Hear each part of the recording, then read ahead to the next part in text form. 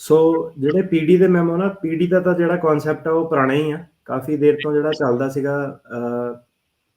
So time to time ਇਹ ਕਈ ਵਾਰੀ ਵਧਾ ਦਿੰਦੇ ਆ, ਘਟਾ ਦਿੰਦੇ ਆ। ਸੋ ਆਬਵੀਅਸਲੀ ਜਿਹੜੀ ਟਰੰਪ ਐਡਮਿਨਿਸਟ੍ਰੇਸ਼ਨ ਆ ਉਹ ਪੀਡੀ ਜਾਂ ਐਡਮਿਨ ਕਲੋਜ਼ਰ ਉਹਦੀ ਪਾਵਰ ਜਿਹੜੀ ਵਾਪਸ ਲੈ ਲੈਂਦੀ ਸੀਗੀ।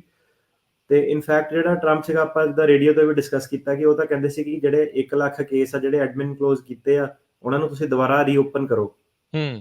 ਸੋ ਉਹ ਜਿਹੜੀ ਬਾਈਡਨ ਐਡਮਿਨਿਸਟ੍ਰੇਸ਼ਨ ਆ ਜਾਂ ਜਿਹੜੇ ਡੈਮੋਕ੍ਰੇਟਸ ਆ, ਉਹ ਜਿਹੜੇ ਪੀਡੀ ਐਡਮਿਨ ਕਲੋਜ਼ਰ ਇਦਾਂ ਦੇ ਰਿਲੀਫ ਜ਼ਿਆਦਾ ਦਿੰਦੇ ਆ, ਕਿਉਂਕਿ ਉਹਨਾਂ ਦਾ ਜਿਹੜਾ ਪੋਲੀਟੀਕਲ ਬੇਸ ਆ, ਉਹਨਾਂ ਨੂੰ ਲੌਂਗ ਸਟੋਰੀ ਸ਼ਾਰਟ ਹੈਗੀ ਕਿ ਉਹਨਾਂ ਨੂੰ ਫਾਇਦਾ ਹੈ ਇਮੀਗ੍ਰੈਂਟ ਭਰਤੀ ਕਰਕੇ। ਸੋ ਉਹ ਪ੍ਰੋ ਇਮੀਗ੍ਰੇਸ਼ਨ ਆ। ਹੁਣ ਮੈਨੂੰ ਇਹ ਨਹੀਂ ਪਤਾ ਕਿ ਵਾਕਈ ਅੰਦਰ ਹੁਣ ਕਿਹਦੇ ਦਿਲ 'ਚ ਕੀ ਪਿਆ, ਇਹ ਤਾਂ ਨਹੀਂ ਪਤਾ, ਪਰ ਇਹ ਹੈ ਕਿ ਜਿਹੜਾ ਓਵਰਆਲ ਜੇ ਦੋ ਸਿਸਟਮ ਦੇਖੀਏ ਤਾਂ ਇੱਕ ਪਾਰਟੀ ਨੂੰ ਫਾਇਦਾ ਹੈਗਾ ਕਿ ਇਮੀਗ੍ਰੇਸ਼ਨ ਨੂੰ ਰਿਸਟ੍ਰਿਕਟ ਕਰਕੇ ਉਹਨਾਂ ਦੀ ਆਡੀਅנס ਜਿਹੜੀ ਹੈਗੀ ਆ ਉਹ ਹੈਗੀ ਆ ਕਿ ਇਮੀਗ੍ਰੇਸ਼ਨ ਨੂੰ ਰੋਕੋ, ਉਹਨਾਂ ਨੂੰ ਵੋਟਾਂ ਉੱਦਾਂ ਮਿਲਦੀਆਂ। ਦੂਜੀ ਜਿਹੜੀ ਆਡੀਅנס ਉਹਨਾਂ ਨੂੰ ਵੋਟਾਂ ਮਿਲਦੀਆਂ ਕਿ ਲੋਕਾਂ ਨੂੰ ਪੱਕੇ ਕਰਾ ਦਿਓ, ਬੈਨੀਫਿਟ ਦੇ ਦਿਓ, ਉਸ ਹਿਸਾਬ ਨਾਲ। ਸੋ ਪੋਲੀਟੀਕਲ ਬੈਟਲ ਕਾਫੀ ਤਕੜੀ ਹੈ। ਤੇ ਜੇ ਸਮਰਾਈਜ਼ ਕਰਦੇ ਜਾਈਏ ਤਾਂ ਕੀ ਹੈ ਕਿ ਇੱਕ ਡਿਪਾਰਟਮੈਂਟ ਆਫ ਜਸਟਿਸ ਆ, ਤੇ ਜਿਹੜਾ ਇਹ ਕੋਰਟ ਸਿਸਟਮ ਵਗੈਰਾ ਸਾਰੇ ਚਲਾਉਂਦਾ ਵਾ। ਸੋ ਡਿਪਾਰਟਮੈਂਟ ਆਫ ਜਸਟਿਸ ਦੇ ਥੱਲੇ ਜਿਹੜਾ ਆਉਂਦਾ ਹੈਗਾ executive office of immigration review, EOIR ਜਿਹਨੂੰ ਕਹਿੰਦੇ ਆ। ਇਹ ਜਿਵੇਂ ਵੀ ਇਮੀਗ੍ਰੇਸ਼ਨ ਕੋਰਟ ਸਿਸਟਮ ਹੈ, ਇਹ ਸਾਰੇ EOIR ਦੇ ਥੱਲੇ ਆਉਂਦੇ ਆ। ਤੇ ਹੁਣ ਜਿਹੜਾ ਨਵਾਂ ਸਿਸਟਮ ਜਿਹੜਾ ਬਾਈਡਨ ਐਡਮਿਨਿਸਟ੍ਰੇਸ਼ਨ ਜਿਹੜੀ ਚਲਾਉਣਾ ਚਾਹੁੰਦੀ ਆ, ਉਹ ਕਹਿੰਦੀ ਹੈ ਕਿ ਇਹਨੂੰ ਡਿਪਾਰਟਮੈਂਟ ਆਫ ਜਸਟਿਸ ਦੇ ਥੱਲੋਂ ਦੀ ਬਾਹਰ ਕੱਢੋ, ਕਿਉਂਕਿ ਕਾਫੀ ਪੋਲੀਟੀਕਲ ਸਿਸਟਮ ਆ। ਉਹ ਹੋ ਪਾਊਗਾ ਕਿ ਨਹੀਂ ਹੋ ਪਾਊਗਾ ਉਹਦਾ ਨਹੀਂ ਸਾਨੂੰ ਪਤਾ, ਪਰ ਇਸ ਵੇਲੇ ਜਿਹੜਾ ਸਿਸਟਮ ਉਹ ਇਹ ਹੈਗਾ ਕਿ ਡਿਪਾਰਟਮੈਂਟ ਆਫ ਜਸਟਿਸ ਦੇ ਥੱਲੇ EOIR ਆਉਂਦਾ। ਤੇ ਫਿਰ ਜਿਹੜੀ ਸਰਕਾਰ ਆ, ਡਿਪਾਰਟਮੈਂਟ ਆਫ ਹੋਮਲੈਂਡ ਸਿਕਿਉਰਿਟੀ, ਉਹਦੇ ਕਈ ਮਹਿਕਮੇ ਹੁੰਦੇ ਨੇ, ਤੇ ਜਿਹੜੇ ਮੇਨ ਦੋ ਮਹਿਕਮੇ ਨੇ CBP ਤੇ ICE। CBP ਵਾਲੇ ਜਿਹੜੇ ਬਾਰਡਰ ਤੇ ਲੋਕਾਂ ਨੂੰ ਡੱਕਦੇ ਨੇ, ਤੇ ICE ਵਾਲੇ ਜਦੋਂ ਬਾਰਡਰ ਤੋਂ ਬੰਦਾ ਆ ਜਾਂਦਾ ਉਹਨਾਂ ਨੂੰ ਉਹ ਡੱਕਦੇ ਨੇ। ਸੋ ਇੱਕ ਹੋ ਗਿਆ office of principal legal advisor, OPLA। ਜਿਹੜਾ office of principal legal advisor ਆ, ਇਹ ਜਿਹੜੇ ਜਿੰਨੇ ਵੀ DHS ਦੇ ਕੰਮ ਹੈਗੇ ਆ ਕੋਰਟਸ ਦੇ ਵਿੱਚ, ਇਮੀਗ੍ਰੇਸ਼ਨ ਕੋਰਟਾਂ ਦੇ ਵਿੱਚ, ਇਹਨੂੰ ਸਰਕਾਰ ਨੂੰ ਰਿਪਰੈਜ਼ੈਂਟ ਕਰਦਾ OPLA ਦਾ ਆਫਿਸ। ਠੀਕ ਹੈ। ਜਿਹੜਾ ਹੁਣ ਪ੍ਰੋਸੀਕਿਊਟੋਰੀਅਲ ਡਿਸਕ੍ਰੈਸ਼ਨ ਹੈ ਕੀ ਆ, ਜਿਹੜਾ ਇਹ office of principal legal advisor ਆ, ਇਹਨੇ ਆਪਣੇ ਅਟਰਨੀ ਨੂੰ ਹਦਾਇਤ ਦਿੱਤੀ ਆ ਕਿ ਕਿਸ ਹਿਸਾਬ ਨਾਲ ਤੁਸੀਂ ਪ੍ਰੋਸੀਕਿਊਟੋਰੀਅਲ ਡਿਸਕ੍ਰੈਸ਼ਨ ਐਕਸਰਸਾਈਜ਼ ਕਰਨੀ ਹੈ। ਠੀਕ ਹੈ।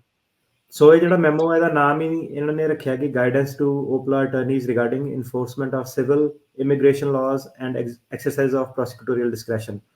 ਸੋ ਮੁੱਖ ਦੀ ਗੱਲ ਇਹ ਹੈ ਕਿ ਚੇਂਜ ਤਾਂ ਨਹੀਂ ਉਹ ਲੈ ਕੇ ਆ ਸਕਦੇ, ਪਰ ਪੀਡੀ ਮੈਮੋ ਜ਼ਰੂਰ ਕਰਤਾ, ਜਿਹੜਾ ਕਿ ਇੱਕ ਲੋਕਾਂ ਨੂੰ ਟੂਲ ਆ, ਜਿਹਦੇ ਵਿੱਚ ਕਿ ਜੇ ਜਿਹੜੀ ਸਰਕਾਰ ਆ ਉਹਨੂੰ ਵੀ ਬਹੁਤ ਫਾਇਦਾ ਹੋਊਗਾ ਕਿ ਕਾਫੀ ਕੇਸ ਉਹ ਨਿਪਟਾ ਸਕਦੀ ਹੈ, ਤੇ ਲੋਕਾਂ ਦੀ ਵੀ ਬਹੁਤ ਜ਼ਿਆਦਾ ਜਿਹੜੀ ਹੈਲਪ ਆ ਹੋ ਸਕਦੀ ਹੈ। ਸੋ ਇਹ ਨਵਾਂ ਲਾ ਨਹੀਂ ਹੈ, ਨਵਾਂ ਕਾਨੂੰਨ ਨਹੀਂ ਆ, ਬਸ ਇਹ ਆ ਵੀ ਉਹਨਾਂ ਨੇ ਵਕੀਲਾਂ ਨੂੰ ਕਿਹਾ, ਸਰਕਾਰੀ ਵਕੀਲਾਂ ਨੂੰ ਬੇਸਿਕਲੀ ਕਿਹਾ ਵੀ ਤੁਸੀਂ ਇਸ ਲਿਹਾਜ਼ ਦੇ ਨਾਲ ਇੱਥੇ ਰਾਇਤ ਦੇ ਸਕਦੇ, ਇੱਥੇ ਸ਼ਿਕੰਜਾ ਕਰ ਸਕਦੇ ਆ, ਵੀ ਜੇ ਤੁਹਾਡੇ ਮੂਹਰੇ ਇੱਦਾਂ ਦਾ ਸਿਨਾਰੀਓ ਆ ਤੇ ਉਹਦੇ ਵਿੱਚ ਤੁਸੀਂ ਆਹ ਚੀਜ਼ ਕਰੋ। ਸੋ ਇਹਨਾਂ ਨੇ ਇਹ ਮੈਮੋ ਪਾਸ ਕਿਉਂ ਕੀਤਾ? ਕੀ ਇਹਦੇ ਵਿੱਚ ਤੇਜ਼ੀ ਲਿਆਉਣ ਦੀ ਕੋਸ਼ਿਸ਼ ਕਰ ਰਹੇ ਆ? ਕਿਉਂਕਿ ਆਪਾਂ ਨੂੰ ਪਤਾ ਹੈ ਵੀ ਹੁਣ ਮਿਲੀਅਨਸ ਆਫ ਕੇਸਿਸ ਜਿਹੜੇ ਆ ਉਹ ਲੱਗੇ ਪਏ ਨੇ, ਹਰ ਇੱਕ ਦਾ ਨਤੀਜਾ ਏਡੀ ਜਲਦੀ ਤਾਂ ਆਉਂਦਾ ਨਹੀਂ ਹੈ, ਸਮਾਂ ਬਹੁਤ ਜਿਹੜਾ ਉਹ ਲੱਗ ਰਿਹਾ, ਬੈਕਲੌਗ ਵੱਧਦਾ। ਸੋ ਪਾਸ ਕਿਉਂ ਕੀਤਾ ਇਹਨਾਂ ਨੇ ਮੈਮੋ? ਮੇਨ ਮਕਸਦ ਕੀ ਇਹੀ ਹੈ ਇਹਨਾਂ ਦਾ? ਇੱਕ ਤਾਂ ਦੇਖੋ, ਹੁਣ ਜਿੱਦਾਂ ਇੰਡੀਆ 'ਚ ਪੋਲੀਟੀਕਲ ਪਾਰਟੀਆਂ ਲਾਰੇ ਲਾ ਦਿੰਦੀਆਂ ਕਿ ਇੱਦਾਂ ਕਰ ਦਾਂਗੇ, ਭਾਵੇਂ ਨਾ ਵੀ ਕਰੋ, ਕੋਈ ਅਕਾਊਂਟੇਬਿਲਿਟੀ ਨਹੀਂ ਹੈ ਨਾ। ਇੱਥੇ ਥੋੜੀ ਜਿਹੀ ਉਸ ਲੈਵਲ ਤੇ ਅਕਾਊਂਟੇਬਿਲਿਟੀ ਹੈਗੀ ਕਿ ਕੁਛ ਨਾ ਕੁਛ ਤੁਹਾਨੂੰ ਕਰਨਾ ਹੀ ਪੈਣਾ। ਜੇ ਤੁਸੀਂ ਕਿਹਾ ਆ ਕੇ ਇਮੀਗ੍ਰੇਸ਼ਨ ਦਾ, ਤੇ ਜੇ ਤੁਸੀਂ ਨਹੀਂ ਕੀਤਾ ਤੇ ਉਹੀ ਗੱਲ ਤੁਹਾਡੇ ਅਗੇਂਸਟ ਜਾਣੀ ਹੈ, ਹਨਾ। ਇੰਟਰਨਲੀ ਤੁਹਾਡੀ ਪਾਰਟੀ ਦੇ ਕੈਂਡੀਡੇਟ ਵੀ ਖੜੇ ਹੋਗੇ ਕਿ ਇਹਨੇ ਕੀਤਾ ਨਹੀਂ ਪਰ ਮੈਂ ਕਰੂੰਗਾ। ਸੋ ਪਹਿਲਾਂ ਤਾਂ ਇਹ ਸੀਗਾ ਕਿ ਜਿਹੜੀ ਇਹਨਾਂ ਨੇ ਜਿੰਨੇ ਵੀ ਆਪਾਂ ਦੇਖੇ ਕਿ ਫਾਰਮਿੰਗ ਰਿਫਾਰਮ ਇਹਨਾਂ ਨੇ ਲਿਆਉਣ ਦੀ ਕੋਸ਼ਿਸ਼ ਕੀਤੀ ਕਿ ਗ੍ਰੀਨ ਕਾਰਡ ਦੇ ਦੇਣੇ, ਡੱਕ ਵਾਲਿਆਂ ਦਾ, ਡਾਪਾ ਵਾਲਿਆਂ ਦਾ, ਸਾਰੇ ਜਿਹੜੇ ਇਹਨਾਂ ਦੇ ਮੈਜਰ ਸੀਗੇ ਫੇਲ ਹੋ ਗਏ। ਮਤਲਬ ਕਿ ਰਿਪਬਲਿਕਨਸ ਨੇ ਕੰਪਰੋਮਾਈਜ਼ ਨਹੀਂ ਕੀਤਾ। ਈਵਨ ਉਹ ਵਾਲੇ ਬਿੱਲਾਂ ਦੇ ਉੱਤੇ ਜਿਹਦੇ ਵਿੱਚ ਕਿ ਰਿਪਬਲਿਕਨਾਂ ਨੂੰ ਖੁਦ ਬੈਨੀਫਿਟ ਸੀਗਾ, ਖੇਤੀਬਾੜੀ ਵਾਲਿਆਂ ਦੇ ਵਿੱਚ ਜਿੱਦਾਂ ਖੁਦ ਬੈਨੀਫਿਟ ਸੀਗਾ, ਕਾਫੀ ਜਿਹੜੀ ਸਟੇਟ ਸੀਗੀ ਟੈਕਸਸ ਵਗੈਰਾ, ਕਾਫੀ ਜ਼ਿਆਦਾ ਜਿਹੜੇ ਇਹਨਾਂ ਨਾਲ ਅਗਰੀ ਕਰਦੇ ਸੀਗੇ ਆਲਰੇਡੀ ਰਿਪਬਲਿਕਨ। ਜੁਆਇੰਟ ਬਿੱਲ ਵੀ ਜਿੱਦਾਂ ਇਹਨਾਂ ਨੇ ਅੱਗੇ ਗਏ, ਪਰ ਕਿਸੇ ਨਾ ਕਿਸੇ ਰੀਜ਼ਨ ਕਰਕੇ ਉਹਨਾਂ ਨੇ ਗ੍ਰਿਡਲੌਕ ਪੈ ਗਿਆ ਉਹਨਾਂ ਦੇ ਵਿੱਚ, ਤੇ ਬੇਸਿਕਲੀ ਰਿਪਬਲਿਕਨਸ ਨੇ ਇਹ ਪੋਜੀਸ਼ਨ ਲਈ ਕਿ ਕੋਈ ਵੀ ਕਿਸਮ ਦਾ ਜਿਹੜਾ ਇਮੀਗ੍ਰੇਸ਼ਨ ਰਿਫਾਰਮ ਆ ਵਧਣ ਨਹੀਂ ਦੇਣਾ ਅੱਗੇ। ਸੋ ਕਹਿਣ ਦਾ ਮਤਲਬ ਹੈ ਕਿ ਲਾਅ ਨਹੀਂ ਹੁਣ ਜਿਹੜਾ ਪਾਸ ਹੋ ਸਕਦਾ। ਲਾਅ ਪਾਸ ਹੋਣ ਦਾ ਤਰੀਕਾ ਇਹੀ ਹੁੰਦਾ ਕਿ ਕਾਂਗਰਸ ਜਿਹੜੀ ਕਰੇ, ਫਿਰ ਸੈਨੇਟ ਦਾ ਫਿਲੀਬਸਟਰ ਵਗੈਰਾ ਆਪਾਂ ਡਿਸਕਸ ਕੀਤਾ ਸੀਗਾ ਕਿ ਉਹ ਸਾਰਾ ਜੇ ਅਵੋਇਡ ਹੁੰਦਾ, ਕੋਈ ਓਬਜੈਕਸ਼ਨ ਨਹੀਂ ਹੁੰਦੀ, ਫੇਰ ਹੀ। ਸੋ ਬਿੱਲ ਪਾਸ ਹੋਣਾ ਇਸ ਵੇਲੇ ਔਖਾ ਸੀਗਾ। ਸੋ ਜਿਹੜੀ ਗਵਰਨਮੈਂਟ ਆ ਉਹ ਕਾਫੀ ਜ਼ਿਆਦਾ ਗ੍ਰਿਡਲੌਕ ਆ, ਹਰੇਕ ਚੀਜ਼ ਇਹਨਾਂ ਦੀ ਫੇਲ ਹੋ ਗਈ ਆ। ਬੈਕਲੌਗ ਜਿਹੜਾ ਇਮੀਗ੍ਰੇਸ਼ਨ ਕੋਰਟਾਂ ਦਾ ਵਧੀ ਜਾ ਰਿਹਾ, 1.5 ਮਿਲੀਅਨ ਕੇਸ ਜਿਹੜੇ ਪੈਂਡਿੰਗ ਆ, ਤੇ ਜੇ ਇਦਾਂ ਹੀ ਚੱਲਦਾ ਰਿਹਾ ਤਾਂ ਲੋਕਾਂ ਦੇ ਫਿਰ ਕੇਸ ਪੈਂਡਿੰਗ ਹੀ ਰਹਿਣੇ ਆ 10-10 ਸਾਲ, ਹਨਾ। ਤੇ ਆਪਣੇ ਪੰਜਾਬੀ ਵੀ ਜਿਹੜੇ ਕੇਸ ਆ ਉਹ ਦੱਸਦੇ ਆ ਕਿ ਕਈਆਂ ਦੀਆਂ 2-2 3-3 ਵਾਰੀ ਜਿਹੜਾ ਹੀਅਰਿੰਗ ਆ ਉਹ ਪੋਸਟਪੋਨ ਹੋ ਗਈਆਂ, ਕਈਆਂ ਨੂੰ 10-10 ਸਾਲ ਤੋਂ ਜ਼ਿਆਦਾ ਜਿਹੜੇ ਹੋ ਗਏ ਕੋਰਟ ਸਿਸਟਮ 'ਚ ਆਪਣੇ ਜਿਹੜੇ ਪੰਜਾਬੀ ਬੰਦੇ ਹੀ ਆ। ਤੇ ਹੁਣ ਜਿਹੜਾ ਸਿਸਟਮ ਸੀਗਾ ਇਹਨੂੰ ਇੱਕ ਸੁਧਾਰ ਦੀ ਲੋੜ ਆ, ਤੇ ਸੁਧਾਰ ਆ ਵੀ ਰਿਹਾ ਵਾ, ਜਿਹੜਾ ਦੱਸਿਆ ਕਿ ਮਈ 23 ਤੋਂ ਬਾਅਦ ਇਹਨੇ ਉਹ ਕਰਤਾ। ਪਰ ਇਹ ਆ ਕਿ ਕੁਛ ਨਾ ਕੁਛ ਐਡਜਸਟਮੈਂਟ ਹੋਣੀ ਪੈਣੀ ਆ। ਤੁਸੀਂ ਸਿੱਧਾ ਹੀ ਨਵਾਂ ਸਿਸਟਮ ਸ਼ੁਰੂ ਨਹੀਂ ਕਰ ਸਕਦੇ ਜਦੋਂ ਤੁਹਾਡੇ ਪੁਰਾਣੇ ਵਾਲੇ ਦਾ ਜਿਹੜਾ ਮੈਸ ਆ। ਸੋ ਸਰਕਾਰ ਨੇ ਕੀ ਕੀਤਾ ਕਿ ਉਹ ਕਹਿੰਦੇ ਕਿ ਜਿਹੜਾ ਪੀਡੀ ਜਿਹੜਾ ਪ੍ਰੋਸੀਕਿਊਟੋਰੀਅਲ ਡਿਸਕ੍ਰੈਸ਼ਨ ਆ, ਜਿਹੜੇ ਸਾਊਥ ਅਮਰੀਕਨ ਹੋ ਗਏ, ਮੈਕਸੀਕੋ ਤੋਂ ਹੋ ਗਏ, ਐਲ ਸੈਲਵਾਡੋਰ ਤੋਂ ਹੋ ਗਏ, ਜਿਹੜੇ ਸਾਊਥ ਅਮਰੀਕਨ ਕਲਾਇੰਟ ਆ, ਉਹ ਜਿਹੜੇ ਇੱਥੇ ਜ਼ਿਆਦਾਤਰ ਜਿਹੜੇ ਆਉਂਦੇ ਆ, ਉੱਥੇ ਗਰੀਬੀ ਬਹੁਤ ਆ, ਆਰਥਿਕ ਮੰਦੀ ਬਹੁਤ ਜ਼ਿਆਦਾ, ਤੇ ਉੱਥੇ ਜਿਹੜੀ ਗੈਂਗ ਵਾਇਲੈਂਸ ਬਹੁਤ ਜ਼ਿਆਦਾ। ਤੇ ਜਿਹੜਾ ਵੀ ਇਮੀਗ੍ਰੇਸ਼ਨ ਦੇ ਜਿਹੜੇ ਕਾਨੂੰਨ ਬਣਦੇ ਆ, ਉਹ ਜਿਹੜੇ ਇਮੀਗ੍ਰੇਸ਼ਨ ਦੇ ਕਾਨੂੰਨ ਆ ਉਹ ਬਣਦੇ ਆ ਸਾਊਥ ਅਮਰੀਕਨਾਂ ਦੇ ਹਿਸਾਬ ਨਾਲ। ਉਹ ਪੰਜਾਬੀਆਂ ਦੇ ਹਿਸਾਬ ਨਾਲ, ਕਿਸੇ ਹੋਰ ਦੇ ਹਿਸਾਬ ਨਾਲ ਨਹੀਂ ਬਣਦੇ, ਉਹ ਸਾਊਥ ਅਮਰੀਕਨ ਬੰਦਿਆਂ ਨੂੰ ਡੱਕਣ ਲਈ ਬਣਦੇ ਆ। ਸੋ ਉੱਥੇ ਬਹੁਤ ਜ਼ਿਆਦਾ ਵਾਇਲੈਂਸ ਆ, ਕਿਸੇ ਨੂੰ ਕੋਈ ਸ਼ੱਕ ਨਹੀਂ, ਪੁਲਿਸ ਦੀ ਕਰਪਸ਼ਨ ਆ, ਸਾਰਾ ਕੁਛ ਹੈਗਾ। ਪਰ ਜਿੰਨੇ ਵੀ ਕਾਨੂੰਨ ਬਣਦੇ ਆ ਉਹ ਇਸ ਹਿਸਾਬ ਨਾਲ ਬਣਦੇ ਕਿ ਉਹਨਾਂ ਨੇ ਕਿਹਾ ਕਿ ਤੁਹਾਡੇ ਉਹੀ ਜਿਹੜੀ ਪ੍ਰੋਟੈਕਟਡ ਗਰਾਊਂਡ ਹੋਣੀਆਂ ਚਾਹੀਦੀਆਂ, race, religion, political opinion, particular social group. So ਪੰਜਾਬੀਆਂ ਨੂੰ ਫਾਇਦਾ ਹੋ ਜਾਂਦਾ ਕਿ ਉਹਨਾਂ ਦਾ ਰਿਲੀਜਨ ਤੇ ਪੋਲੀਟੀਕਲ ਓਪੀਨੀਅਨ ਦੇ ਕੇਸ ਬਣ ਜਾਂਦੇ ਆ। ਜਿਹੜੇ ਸਾਊਥ ਅਮਰੀਕਨ ਆ ਉਹਨਾਂ ਨੂੰ ਨੁਕਸਾਨ ਇਹ ਹੈ ਕਿ ਉਹਨਾਂ ਦਾ ਨੈਕਸਸ ਨਹੀਂ ਬਣਦਾ, ਮਤਲਬ ਉਹਨਾਂ ਨੂੰ ਕੁੱਟਮਾਰ ਤਾਂ ਬਹੁਤ ਪਈ ਹੁੰਦੀ ਆ, ਪਰ ਉਹਨਾਂ ਦੇ ਕੇਸ ਉਹ ਪਾਸ ਨਹੀਂ ਹੋ ਸਕਦੇ। ਮਤਲਬ ਉਹਨਾਂ ਦੀ 50% ਤੋਂ ਜ਼ਿਆਦਾ ਜਿਹੜੀ ਫੇਲ ਰੇਟ ਆ ਜਿਹੜੇ ਸਾਊਥ ਅਮਰੀਕਨ ਕੇਸ ਆ। ਤੇ ਕਿਉਂਕਿ ਲਾਅ ਉਸ ਹਿਸਾਬ ਨਾਲ ਬਣਾਏ ਜਾ ਰਹੇ ਕਿ ਉਹਨਾਂ ਨੂੰ ਡੱਕਿਆ ਜਾਂਦਾ ਬੇਸਿਕਲੀ। ਸੋ ਇਹ ਜਿਹੜਾ ਫੋਕਸ ਆ ਕਿ ਉਹਨਾਂ ਨੂੰ ਕਿੱਦਾਂ ਰੋਕਣਾ, ਉਹਨਾਂ ਨੂੰ ਕਿੱਦਾਂ ਬੈਨੀਫਿਟ ਦੇਣੇ ਉੱਤੇ ਆ। ਤੇ ਜਿਹੜੇ ਆਪਣੇ ਪੰਜਾਬੀ ਕੇਸ ਉਹਨਾਂ ਦਾ ਨਾਲ ਉਹ ਕਹਿ ਲਓ ਤਰ ਜਾਂਦੇ ਆ ਇੱਕ ਤਰ੍ਹਾਂ, ਕਿ ਉਹਨਾਂ ਵੱਲ ਫੋਕਸ ਨਹੀਂ, ਉਹਨਾਂ ਨੂੰ ਰੋਕਣ ਵੱਲ ਜਿਹੜਾ ਫੋਕਸ ਨਹੀਂ, ਉਹਨਾਂ ਦੇ ਸਿੱਧੇ ਕੇਸ ਆ ਕਿ ਰਿਲੀਜਨ ਤੇ ਪੋਲੀਟੀਕਲ ਓਪੀਨੀਅਨ। ਸੋ ਹੁਣ ਕੀ ਹੋਇਆ ਕਿ ਜਿਹੜੀ ਸਾਊਥ ਅਮਰੀਕਨ ਆਡੀਅנס ਆ, ਕਹਿਣ ਦਾ ਮਤਲਬ ਇਹ ਹੈ ਕਿ ਉਹ ਕਹਿੰਦੇ ਕਿ ਸਾਨੂੰ ਜੇ ਰਹਿਣ ਦੀ ਪਰਮਿਸ਼ਨ ਮਿਲ ਜਾਵੇ, ਕੰਮ ਕਰਨ ਦੀ ਪਰਮਿਸ਼ਨ ਮਿਲ ਜਾਵੇ, ਸਾਨੂੰ ਹੋਰ ਕੁਝ ਨਹੀਂ ਚਾਹੀਦਾ। ਠੀਕ ਆ। ਸੋ ਉਹਨਾਂ ਦਾ ਦੇਸ਼ ਵੀ ਨਾਲ ਹੀ ਲੱਗਦਾ, ਉਹ ਇਹ ਲੈ ਕੇ ਰਾਜੀ ਆ। ਤੇ ਜ਼ਿਆਦਾਤਰ ਉਹਨਾਂ ਦੇ ਜਿੱਦਾਂ ਜਵਾਕ ਇੱਥੇ ਹੀ ਸਾਰਿਆਂ ਦੇ ਹੈਗੇ ਆ, ਫੈਮਲੀਜ਼ ਉਹਨਾਂ ਦੀ ਇੱਥੇ ਹੀ ਆ ਜਾਂਦੇ ਨੇ, ਹਨਾ, ਬਾਰਡਰ ਨਾਲ ਹੀ ਲੱਗਦਾ। ਤੇ ਉਹਨਾਂ ਦੇ ਲਈ ਇਹ ਜਿਹੜਾ ਪੀਡੀ ਮੈਮੋ ਆ, ਜ਼ਿਆਦਾਤਰ ਜਿਹੜੀ ਜਿੱਤ ਆ ਉਹਨਾਂ ਦੇ ਲਈ ਆ। ਤੇ ਕਈ ਜਿਹੜੇ ਪੰਜਾਬੀ ਆ ਉਹਨਾਂ ਨੂੰ ਵੀ ਇਹ 'ਚ ਫਾਇਦਾ ਹੋਊਗਾ ਪੀਡੀ ਮੈਮੋ 'ਚ, ਪਰ ਜ਼ਿਆਦਾਤਰ ਜਿਹੜੇ ਸਾਊਥ ਅਮਰੀਕਨ ਆਡੀਅנס ਆ ਉਹਨੂੰ ਬਹੁਤ ਜ਼ਿਆਦਾ ਫਾਇਦਾ ਹੋਣਾ।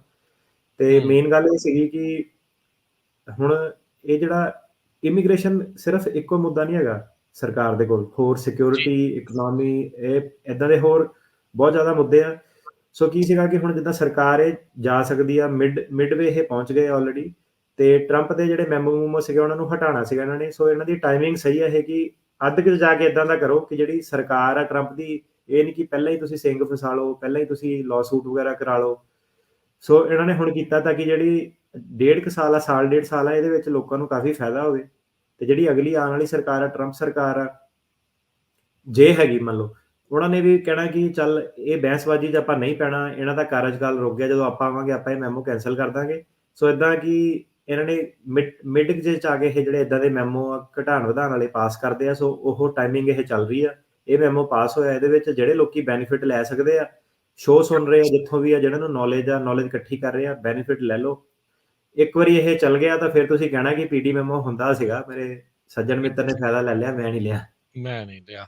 ਸੋ ਬਿਲਕੁਲ ਸਲਾਹ ਕਰਕੇ ਦੇਖੋ ਵੀ ਤੁਹਾਡੇ ਕੇਸ ਦੇ ਉੱਤੇ ਇਸ ਦਾ ਤੁਹਾਨੂੰ ਫਾਇਦਾ ਆ, ਨੁਕਸਾਨ ਆ ਕਿੱਦਾਂ। ਇਹ ਨਹੀਂ ਆ ਵੀ ਹੁਣ ਜਣਾ ਖਣਾ ਪੀਡੀ ਜਿਹੜਾ ਉਹ ਲਈ ਜਾਵੇ, ਤੁਹਾਨੂੰ ਆਪਣੇ ਕੇਸ ਦੇ ਹਿਸਾਬ ਦੇ ਨਾਲ ਦੇਖਣਾ ਪੈਣਾ ਵੀ ਤੁਹਾਨੂੰ ਫਾਇਦਾ ਕਿੱਦਾਂ ਆ। ਸੋ ਜੇ ਤੁਸੀਂ ਇਨ ਬਰੀਫ ਥੋੜਾ ਜਿਹਾ ਪ੍ਰੋਸੀਕਿਊਟਰਲ ਡਿਸਕ੍ਰੈਸ਼ਨ ਦੇ ਬਾਰੇ, ਪੀਡੀ ਦੇ ਬਾਰੇ ਐਕਸਪਲੇਨ ਕਰੋ ਵੀ ਇਹ ਹੁੰਦੀ ਕੀ ਚੀਜ਼ ਆ, ਕਿਹੜੀਆਂ ਸ਼ਕਤੀਆਂ, ਕਿਹੜੀਆਂ ਪਾਵਰਸ ਜਿਹੜੇ ਸਰਕਾਰੀ ਵਕੀਲ ਕੋਲ ਆ, ਜਿਸ ਦੀ ਇਹ ਵਰਤੋਂ ਕਰਕੇ ਕੇਸ ਦਾ ਨਿਪਟਾਰੇ ਵੱਲ ਨੂੰ ਵੱਧਦੇ ਆ। ਸੋ ਪੀਡੀ ਦਾ ਮਤਲਬ ਪ੍ਰੋਸੀਕਿਊਟੋਰੀਅਲ ਡਿਸਕ੍ਰੈਸ਼ਨ ਆ। ਪ੍ਰੋਸੀਕਿਊਟਰ ਹੋ ਗਿਆ ਜਿਹੜਾ ਤੁਹਾਡਾ ਵਕੀਲ ਕਹਿ ਲਓ, ਜਿਹੜੀ ਸਰਕਾਰ ਆ ਜਿਹੜੀ ਤੁਹਾਨੂੰ ਟੰਗਦੀ ਆ, ਉਹਨੂੰ ਪ੍ਰੋਸੀਕਿਊਟਰ ਕਹਿੰਦੇ ਆ। ਸੋ ਡਿਸਕ੍ਰੈਸ਼ਨ ਦਾ ਮਤਲਬ ਹੈਗਾ ਕਿ ਤੁਹਾਨੂੰ ਉਹਨਾਂ ਨੇ ਖੁੱਲ੍ਹ ਦਿੱਤੀ ਆ, ਤੁਹਾਡੀ ਮਰਜ਼ੀ ਆ। ਸੋ ਪ੍ਰੋਸੀਕਿਊਟਰ ਨੂੰ ਮਰਜ਼ੀ ਦਿੱਤੀ ਹੈ ਇਹਨਾਂ ਨੇ, ਉਹ ਮਤਲਬ ਹੁੰਦਾ ਪੀਡੀ ਦਾ। ਸੋ ਮਰਜ਼ੀ ਕੀ ਦਿੱਤੀ ਉਹਨਾਂ ਨੂੰ ਦਿੱਤੀ ਹੈ ਕਿ ਤੁਹਾਡੇ ਕੋਲ ਪਾਵਰ ਦੇ ਦਿੱਤੀ ਆਪਾਂ ਕਿ ਤੁਸੀਂ ਕੇਸ ਨੂੰ ਟਰਮੀਨੇਟ ਕਰ ਸਕਦੇ ਆ, ਆਲ ਟੂਗੈਦਰ ਡਿਸਮਿਸ ਕਰ ਸਕਦੇ, ਕਿ ਕੇਸ ਤੁਸੀਂ ਕਹਿ ਲਓ ਕਿ ਵਾਈਪ ਆਊਟ ਕਰਤਾ ਸਿਸਟਮ ਚੋਂ, ਕਿ ਡਿਸਮਿਸ ਕਰਤਾ, ਕੰਮ ਖਤਮ। ਠੀਕ ਆ। ਸੋ ਇੱਕ ਕਹਿ ਲਓ ਕਿ ਕਾਈਂਡ ਆਫ ਇੱਕ ਟਾਈਮ ਸੇਵਿੰਗ ਮੈਜਰ ਹੈ ਕਿ ਜਿਹੜੇ ਲੋਕੀ ਪ੍ਰਾਇੋਰਟੀ ਨਹੀਂ ਹੈਗੇ, ਉਹਨਾਂ ਤੇ ਫੋਕਸ ਨਾ ਕਰੋ, ਜਿਹੜੇ ਪ੍ਰਾਇੋਰਟੀ ਕੇਸਿਸ ਆ ਉਹਨਾਂ ਤੇ ਤੁਸੀਂ ਫੋਕਸ ਕਰੋ। ਸੋ ਬੇਸਿਕਲੀ ਪੀਡੀ ਕੀ ਹੈ ਕਿ ਇਹ ਇੱਕ ਪਾਵਰ ਦੇ ਦਿੱਤੀ ਉਹਨਾਂ ਨੂੰ ਕਿ ਤੁਸੀਂ ਜਿਹੜਾ ਵੀ ਆਪਣਾ ਟੇਬਲ ਆ ਕੰਮ ਵਾਲਾ ਉਹਨੂੰ ਸਾਫ਼ ਕਰ ਲਓ ਜਦੋਂ ਆਪਾਂ ਨਵੇਂ ਸਿਸਟਮ ਤੇ ਸ਼ਿਫਟ ਕਰੀਏ। ਸੋ ਬਹੁਤ ਜ਼ਿਆਦਾ ਜਿਹੜਾ ਮਾਸ ਲੈਵਲ ਤੇ ਆਪਾਂ ਦੇਖ ਰਹੇ ਹਾਂ ਕਿ ਪੀਡੀ ਹੁਣ ਜਿਹੜੇ ਜਾਂਦੇ ਕੋਰਟ 'ਚ ਪਹਿਲੀ ਆਪਸ਼ਨ ਪੀਡੀ ਲੈ ਲਓ। ਤੇ ਹੁਣ ਜਿਹੜੀ ਪੀਡੀ ਆ ਕਾਫੀ ਜਿਹੜਾ ਆਉਣ ਵਾਲਾ ਸਾਲ ਹੈ ਇਹਦੇ ਵਿੱਚ ਕਾਫੀ ਪਪੂਲਰ ਰਹੂਗੀ, ਕਾਫੀ ਜਿਹੜੇ ਕੇਸਾਂ ਦਾ ਨਿਪਟਾਰਾ ਪੀਡੀ ਰਾਹੀਂ ਹੋਊਗਾ। ਠੀਕ ਹੈ।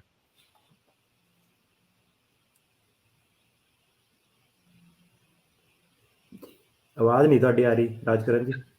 ਹੁਣ ਆ ਰਹੀ ਹੈ ਆਵਾਜ਼ ਜੀ ਜੀ। ਸੋ ਜੇ ਆਪਾਂ ਥੋੜੇ ਅੱਖਰਾਂ 'ਚ ਕਹਿਣਾ ਹੋਵੇ ਵੀ ਪੀਡੀ ਕਿਹਨੂੰ ਲੈਣੀ ਚਾਹੀਦੀ ਆ, ਜਿਹਦਾ ਕੋਈ ਇਮੀਡੀਏਟ ਰਿਲੇਟਿਵ ਇੱਥੇ ਹੈਗਾ ਆ, ਕਿਹੜੇ ਕੇਸਾਂ ਦੇ ਵਿੱਚ ਬੰਦੇ ਨੂੰ ਪੀਡੀ ਵੱਲ ਨੂੰ ਜਿਹੜਾ ਉਹ ਵਧਣਾ ਚਾਹੀਦਾ, ਵੀ ਜਿਹੜਾ ਲੀਗਲ I-94 ਦੇ ਉੱਤੇ ਆਇਆ ਸੀ ਉਹਨੂੰ ਪੀਡੀ ਲੈਣੀ ਚਾਹੀਦੀ ਆ, ਕਿਸੇ ਦੀ ਘਰ ਵਾਲੀ ਨਿਆਣੇ ਇੱਥੇ ਆ ਉਹ ਸਿਟੀਜ਼ਨ ਆ ਉਹਨਾਂ ਨੂੰ ਲੈਣੀ ਚਾਹੀਦੀ ਆ, ਕਿਹੜੇ ਕੇਸ ਦੇ ਵਿੱਚ ਬੰਦਾ ਪੀਡੀ ਵੱਲ ਨੂੰ ਜਾਵੇ?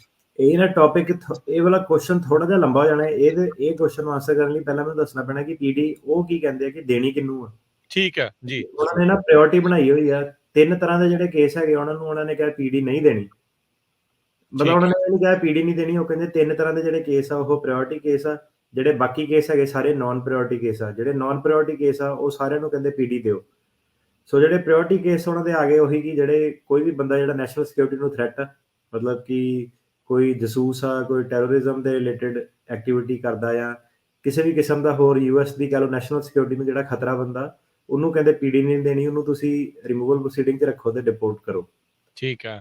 ਇਹਦੇ ਨਾਲ ਜਿਹੜਾ ਬੰਦਾ ਪਬਲਿਕ ਸੇਫਟੀ ਨੂੰ ਥ੍ਰੈਟ ਹੈਗਾ, ਇਹਦੇ ਵਿੱਚ ਆਪਾਂ ਆਲਰੇਡੀ ਕਈ ਵਾਰੀ ਡਿਸਕਸ ਵੀ ਕੀਤਾ ਰੇਡੀਓ ਤੇ ਕਿ ਉਹੀ ਬੰਦੇ ਜਿਹੜੇ ਕ੍ਰਿਮੀਨਲ ਕੰਡਕਟ ਕਰਦੇ ਨੇ, ਮਲਟੀਪਲ ਜਿਹਨਾਂ ਡਰੱਗ ਦੇ ਚਾਰजेस ਨੇ, ਮਲਟੀਪਲ DUI ਵਗੈਰਾ ਇਦਾਂ ਦੀਆਂ ਮਿਲੀਆਂ, ਜਿਹੜੇ ਡੋਮੈਸਟਿਕ ਵਾਇਲੈਂਸ ਵਗੈਰਾ ਦੇ ਵਿੱਚ ਨੇ। ਸੋ ਜਿਹੜੇ ਵੀ ਕ੍ਰਿਮੀਨਲ ਲੋਕੀ ਨੇ ਉਹਨਾਂ ਨੂੰ ਉਹ ਪਬਲਿਕ ਸੇਫਟੀ ਨੂੰ ਥ੍ਰੈਟ ਆ, ਉਹਨਾਂ ਨੂੰ ਕਹਿੰਦੇ ਡਿਪੋਰਟ ਕਰੋ। ਤੇ ਤੀਜੇ ਹੁਣ ਇਹਦੇ ਵਿੱਚ ਉਹ ਲੋਕੀ ਆ ਗਏ ਜਿਹੜੇ ਬਾਰਡਰ ਟੱਪ ਕੇ ਆ ਰਹੇ ਨੇ ਹੁਣ, ਤੇ ਜਾਂ ਜਿਹੜੇ ਬਾਰਡਰ ਟੱਪ ਕੇ ਆ ਰਹੇ ਨੇ ਉਹਨਾਂ ਨੂੰ ਉਦੋਂ ਫੜਿਆ ਜਾਂਦਾ ਸੀ, ਉਹ ਲੋਕੀ ਆ ਗਏ ਬਾਰਡਰ ਸਿਕਿਉਰਿਟੀ ਨੂੰ ਥ੍ਰੈਟ। ਤਾਂ ਜਾਂ ਉਹ ਵਾਲੇ ਲੋਕੀ ਜਿਹੜੇ 1 ਨਵੰਬਰ 2020 ਤੋਂ ਬਾਅਦ ਆਏ ਸੀ, ਭਾਵੇਂ ਉਹ ਬਾਰਡਰ ਦੇ ਅੰਦਰ ਆ ਗਏ ਸੀਗੇ ਟੱਪ ਕੇ, ਪਰ ਉਹਨਾਂ ਨੂੰ ਸਰਕਾਰ ਬਾਅਦ 'ਚ ਜਾ ਕੇ ਫੜਦੀ ਆ। ਮਤਲਬ ਕਿ ਉਹਨਾਂ ਦਾ ਕਹਿਣ ਦਾ ਮਤਲਬ ਹੈ ਕਿ 1 ਨਵੰਬਰ 2020 ਤੋਂ ਪਹਿਲਾਂ ਵਾਲੇ ਬੰਦੇ ਜਿਹੜੇ ਸਾਰੇ ਸਿਕਿਉਰ ਆ, ਉਸ ਤੋਂ ਬਾਅਦ ਵਾਲੇ ਬੰਦੇ ਜਿਹਨਾਂ ਨੂੰ ਭਾਵੇਂ ਆਪਾਂ ਬਾਅਦ 'ਚ ਵੀ ਫੜੀਏ, ਉਹ ਸਾਡੇ ਪ੍ਰਾਇੋਰਟੀ ਕੇਸਿਸ ਆ ਗਏ ਆ। ਮਤਲਬ ਕਿ ਲੋਕਾਂ ਨੂੰ ਇਹ ਪ੍ਰੂਵ ਕਰਨਾ ਪੈਣਾ ਕਿ ਉਹ 1 ਨਵੰਬਰ 2020 ਤੋਂ ਪਹਿਲਾਂ ਆਏ ਸੀਗੇ ਤੇ ਉਹ ਪ੍ਰਾਇੋਰਟੀ ਕੇਸ ਨਹੀਂ ਹੈਗੇ। ਸੋ ਇਹ ਪੀਡੀ ਦੀ ਜਿਹੜੀ ਆ ਸ਼ਰਤ ਆ ਜੀ। ਸੋ ਇਹ ਜੀ ਜੀ ਜੀ ਹਾਂਜੀ ਕੰਟੀਨਿਊ ਕਰੋ। ਹਾਂਜੀ। ਤੇ ਇਹਦੇ ਨਾਲ ਉਹਨਾਂ ਨੇ ਇਹੀ ਕਿਹਾ ਕਿ ਹੋਰ ਕਾਫੀ ਜ਼ਿਆਦਾ ਟੋਟੈਲਿਟੀ ਆਫ ਸਰਕਮਸਟੈਂਸਸ ਦੇਖਣੇ ਆ, ਕਿ ਬੰਦੇ ਦਾ ਦੇਖੋ ਕਿਦਾਂ ਦਾ ਫੈਮਿਲੀ ਮੈਨ ਆ, ਟੈਕਸ ਟੁਕਸ ਦਿੰਦਾ, ਕੰਮ ਕਰਦਾ ਨਹੀਂ ਕਰਦਾ। ਸੋ ਜਿੱਦਾਂ ਪੰਜਾਬੀ ਕਈ ਵਾਰੀ ਪੁੱਛਦੇ ਆ ਕਿ ਭਾਜੀ ਮੈਂ ਬਹੁਤ ਜ਼ਿਆਦਾ ਟੈਕਸ ਦਿੰਦਾ, ਹਮੇਸ਼ਾ ਟੈਕਸ ਦਿੱਤਾ, ਮੈਨੂੰ ਕੋਈ ਫਾਇਦਾ ਹੋਊਗਾ? ਹਾਂਜੀ, ਤੁਹਾਨੂੰ ਜਿਹੜਾ ਪੀਡੀ ਦੇ ਵਿੱਚ ਤੁਹਾਨੂੰ ਫਾਇਦਾ ਹੋ ਸਕਦਾ ਕਿ ਤੁਸੀਂ ਇਹ ਸ਼ੋਅ ਕਰ ਸਕਦੇ ਹੋ ਕਿ ਤੁਸੀਂ ਗੁੱਡ ਕਰੈਕਟਰ ਵਾਲੇ ਬੰਦੇ ਹੋ। ਜੀ। ਸੋ ਇਹ 3 ਕੈਟਾਗਰੀ ਵਾਲਿਆਂ ਨੂੰ ਤਾਂ ਉਹਨਾਂ ਨੇ ਬਿਲਕੁਲ ਪੀਡੀ ਜਿਹੜੀ ਉਹ ਨਹੀਂ ਦੇਣੀ, ਉਹਨਾਂ ਨੂੰ ਕਹਿਣਾ ਵੀ ਜਲਦੀ ਜਿਹੜਾ ਡਿਪੋਰਟ ਕਰਨ ਵਾਲੇ ਪਾਸੇ ਨੂੰ ਵਧਾਓ। ਤੇ ਜਦੋਂ ਇਹ ਡਿਪੋਰਟ ਕਰਨ ਵਾਲੀ ਗੱਲ ਕਰਦੇ ਆ, ਜਿਹੜਾ ਆਪਾਂ 2 ਹਫ਼ਤੇ ਪਹਿਲਾਂ ਗੱਲ ਕੀਤੀ ਸੀ ਵੀ ਇਹ 6 ਮਹੀਨਿਆਂ ਦੇ ਵਿੱਚ ਸਾਰਾ ਕੁਝ ਨਿਪਟਾਰਾ ਕਰਨਾ ਚਾਹੁੰਦੇ ਆ, ਉਹ ਇਹਦੇ ਨਾਲ ਹੀ ਅਟੈਚਡ ਆ ਫਿਰ, ਵੀ ਇੱਕ ਪਾਸੇ ਇਹਨਾਂ ਨੂੰ ਪੀਡੀ ਨਹੀਂ ਦੇਣੀ ਤੇ ਦੂਜੇ ਪਾਸੇ 6 ਮਹੀਨਿਆਂ 'ਚ ਬਾਹਰ ਕੱਢੋ। ਜਦੋਂ 6 ਮਹੀਨੇ ਵਾਲਾ ਹਾਂਜੀ ਆ ਗਿਆ ਰੂਲ ਤਾਂ ਫਿਰ ਏਦਾਂ ਹੀ ਹੋਊਗਾ। ਪਰ ਇਹ ਆ ਕਿ ਪੀਡੀ ਜਿਹੜਾ 6 ਮਹੀਨੇ ਵਾਲਾ ਰੂਲ ਆ ਉਹ ਇਹਨਾਂ ਨੇ ਨਵੇਂ ਬੰਦਿਆਂ ਤੇ ਲਾਣਾ। ਸੋ ਉਹਨਾਂ ਨੇ ਲਾਈਨ ਖਿੱਚਤੀ ਹੈ, ਨਵੇਂ ਬੰਦਿਆਂ ਤੇ 6 ਮਹੀਨੇ ਵਾਲਾ ਉਹ ਪ੍ਰਾਇੋਰਟੀ ਕੇਸ ਆ ਗਏ, ਕਿਉਂਕਿ ਉਹ ਹੁਣ ਬਾਰਡਰ ਟੱਪ ਰਹੇ ਆ। ਸੋ ਨਵੇਂ ਵਾਲੇ ਬੰਦਿਆਂ ਨੂੰ ਇਹਨਾਂ ਨੇ ਪੀਡੀ ਆਫਰ ਨਹੀਂ ਕਰਨੀ, ਪੁਰਾਣੇ ਵਾਲਿਆਂ ਨੂੰ ਉਹਨਾਂ ਨੇ ਪੀਡੀ ਆਫਰ ਕਰਨੀ ਹੈ। ਸੋ ਨਵੇਂ ਵਾਲਿਆਂ ਨੂੰ ਫਾਸਟ ਟਰੈਕ ਕਰਨਾ ਇਹਨਾਂ ਨੇ। ਜਿਹੜੇ ਉਹਦੇ ਵਿੱਚ ਵੀ 1 ਨਵੰਬਰ 2020 ਦੀ ਤਰੀਕ ਇਹਨਾਂ ਨੇ ਮਿੱਥੀ, ਉਹੀ ਲਾਈਨ ਆ ਵੀ ਉਤੋਂ ਜਿਹੜੇ ਬਾਅਦ 'ਚ ਆਏ ਉਹਨਾਂ ਨੂੰ ਨਵੇਂ ਮੰਨਣੇ, ਉਤੋਂ ਪਹਿਲੇ ਵਾਲਿਆਂ ਨੂੰ ਜਿਹੜਾ ਉਹ ਪੁਰਾਣੇ ਮੰਨਣਾ। ਸੋ ਏਦਾਂ ਹੈ ਕਿ ਜਿਹੜੀ ਪ੍ਰਾਇੋਰਟੀ ਕੈਟਾਗਰੀ ਆ ਗਈ ਨਾ ਇਹਨਾਂ ਦੀ ਬਾਰਡਰ ਸਿਕਿਉਰਿਟੀ ਨੂੰ ਕੌਣ ਥ੍ਰੈਟ ਆ, ਉਹਦੇ ਵਿੱਚ 2 ਕਿਸਮ ਦੇ ਲੋਕ ਆ ਗਏ। ਇੱਕ ਜਿਹੜੇ ਉਹ ਆ ਜਿਹੜੇ ਹੁਣ ਬਾਰਡਰ ਟੱਪ ਕੇ ਇਲੀਗਲੀ ਐਂਟਰ ਕਰਦੇ ਹੋਏ ਫੜੇ ਜਾਣ, ਬਾਰਡਰ ਟੱਪਦੇ ਹੋਏ ਫੜੇ ਜਾਣ। ਠੀਕ ਹੈ। ਤੇ ਦੂਜੇ ਉਹ ਆ ਗਏ ਜਿਹੜੇ 1 ਨਵੰਬਰ 2020 ਤੋਂ ਬਾਅਦ ਆਏ ਸੀ, ਭਾਵੇਂ ਉਹ ਅਜੇ ਫੜੇ ਨਹੀਂ ਗਏ, ਭਾਵੇਂ ਉਹਨਾਂ ਨੇ 2022 ਚ 23 ਚ ਫੜਨਾ, ਪਰ ਜਿਹੜੇ ਨਵੰਬਰ 1 2020 ਤੋਂ ਬਾਅਦ ਆਏ ਸੀ ਉਹ ਇਹਨਾਂ ਦੀ ਪ੍ਰਾਇੋਰਟੀ ਲਿਸਟ ਤੇ ਆ। ਕਹਿਣ ਦਾ ਮਤਲਬ ਇਹ ਕਿ ਜਿਹੜੇ ਨਵੰਬਰ 1 2020 ਤੋਂ ਪਹਿਲਾਂ ਆਏ ਸੀਗੇ ਉਹਨਾਂ ਨੂੰ ਨਹੀਂ ਇਹਨਾਂ ਨੇ ਫੜਨਾ, ਜੇ ਫੜ ਲਿਆ ਤਾਂ ਉਹਨਾਂ ਨੂੰ ਪੀਡੀ ਦੀ ਆਪਸ਼ਨ ਦੇਣੀ ਹੈ।